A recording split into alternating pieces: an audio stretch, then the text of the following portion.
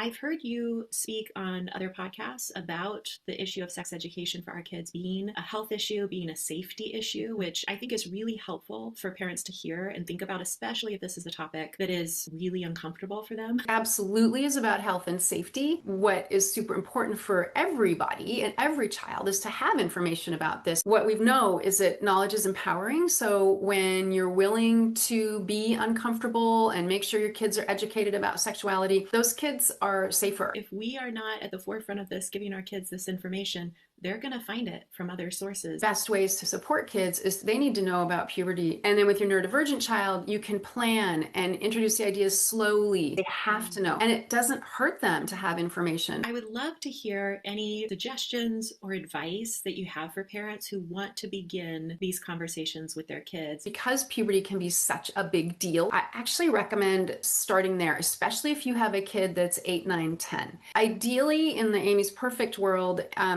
you're engaging with your kids and you're teaching them about this body boundaries, teaching agreement, permission, saying okay to physical touch. But they should know the basics of how babies are made. Yeah. And our kids are, I like to think of them as empty vessels that we get to fill up with accurate information, our values,